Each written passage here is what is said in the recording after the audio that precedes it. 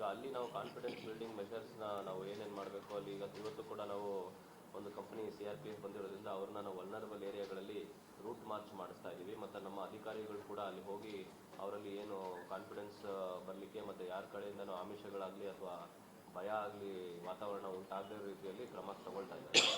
ಚುನಾವಣಾ ಸಮೀಪಿಸಿದಂಗೆ ನಮ್ಮಲ್ಲಿ ಬಂದೋಬಸ್ತ್ ಆಗಿರೋದು ಮತ್ತೊಂದು ಅಥವಾ ಪ್ರಚಾರಕ್ಕೆ ಬಂದಂಥ ಸಂದರ್ಭದಲ್ಲಿ ಎಲ್ಲೂ ಕೂಡ ಯಾವುದೇ ಭದ್ರತಾ ಲೋಪ ಆಗದ ರೀತಿಯಲ್ಲಿ ನಾವೆಲ್ಲ ರೀತಿಯ ಕ್ರಮ ತಗೋತಾ ಇದ್ದೀವಿ. ಒಂದೇ ಒಂದು CRPF ಕಂಪನಿ ಬಂದಿದೆ, ಅದು ನಾವು ಮಳವಳ್ಳಿಯಲ್ಲಿ ಈಗ ಉಳಿಸಿದ್ವಿ.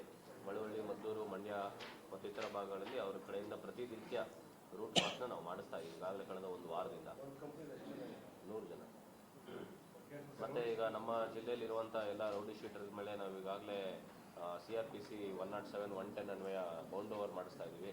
ಕೆಲವು ವ್ಯಕ್ತಿಗಳು ಯಾರು ಚುನಾವಣೆ ಸಂದರ್ಭದಲ್ಲಿ ಸ್ವಲ್ಪ ಏನು ವ್ಯವಸ್ಥೆಗೆ ಭಂಗ ಉಂಟು ಮಾಡಬಹುದು ಅಂತ ನಮ್ಗನ್ಸುತ್ತೋ ಅವ್ರನ್ನ ನಾವು ಗಡಿಪಾರು ಮಾಡಲಿಕ್ಕೆ ಕೂಡ ಈಗ ನಮ್ಮ ಉಪವಿಭಾಗಾಧಿಕಾರಿಗಳು ಏನಿದ್ದಾರೆ ಅವ್ರಿಗೆ ಪ್ರಪೋಸಲ್ಸ್ನ ಕಳಿಸ್ತಾ ಇದ್ದೀವಿ. ಇದುವರೆಗೂ ಸುಮಾರು ಒಂದು 8 ಪ್ರಪೋಸಲ್ ಕಳಿಸಿದ್ವಿ, ಆದೇಶ ಆಗೋದು ಬಾಕಿ ಇದೆ. 8 ಪ್ರಪೋಸಲ್ಸ್ ಕಳಿಸಿದ್ವಿ, ಇನ್ನೂ ಕಳಿಸ್ತೀವಿ, ಬರ್ತಾ ಅದು ಜಾಸ್ತಿನೂ ಆಗುತ್ತೆ. ಹಾಗಾಗಿ ಮತ್ತೆ ಈಗ ಮೊನ್ನೆ ಕೂಡ ನಾವು ಎಲ್ಲ ರೌಡಿ ಯಾರ್ಯಾರಿದ್ದಾರೆ ಶೀಟರ್ಸ್ ಅವ್ರನ್ನೆಲ್ಲ ಚೆಕ್ ಮಾಡಿ ಅವ್ರಿಗೂ ಕೂಡ ಯಾವುದೇ ಎಲೆಕ್ಷನ್ ಟೈಮ್ನಲ್ಲಿ ಕಾನೂನು ವ್ಯವಸ್ಥೆಗೆ ಭಂಗ ಆಗದ ರೀತಿಯಲ್ಲಿ ಕರ್ತವ್ಯ ಮಾಡಬೇಕಂತ ಹೇಳಿದ್ದೀವಿ.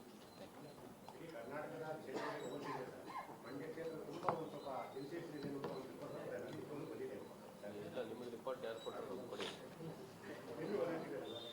ಇಲ್ಲ, ನಾವು ಚುನಾವಣೆಯನ್ನು ಶಾಂತಿಯುತವಾಗಿ ಆಮೇಲೆ ಏನು ಮಾಡಲ್ ಕೋಡ್ ಆಫ್ ಕಂಡಕ್ಟ್ ಇದೆ ಅದರ ಅನ್ವಯ ನಡೆಸಲಿಕ್ಕೆ ಎಲ್ಲ ಸಿದ್ಧತೆಗಳನ್ನ ನಾವು ಮಾಡ್ಕೊಂಡಿದ್ದೀವಿ. ಮಾನ್ಯ ಜಿಲ್ಲಾಧಿಕಾರಿಗಳು ಕೂಡ ಸೂಕ್ತ ನಿರ್ದೇಶನಗಳನ್ನ ಸಮಯಕ್ಕೆ ಕೊಡ್ತಾ ಇರೋದ್ರಿಂದ ಯಾವುದೇ ರೀತಿಯಾದ ತೊಂದರೆಗಳು ಅಥವಾ ಅಚಾತುರ್ಯಗಳು ಮತ್ತು ಇನ್ನೊಂದು ಆಗದೇ ಇರೋ ರೀತಿಯಲ್ಲಿ ನಾವು ಚುನಾವಣೆ ಮಾಡ್ತೀವಿ. ಏನಾಗಿತ್ತು? ಅಲ್ಲ, ಕಾನ್ಸಂಟ್ರೇಷನ್ ಆಯಿತು, ಬಟ್ ಎಲ್ಲೂ ಏನು ಲ್ಯಾಬ್ಸ್ ಆಗಿದೆ ಅಲ್ವಾ?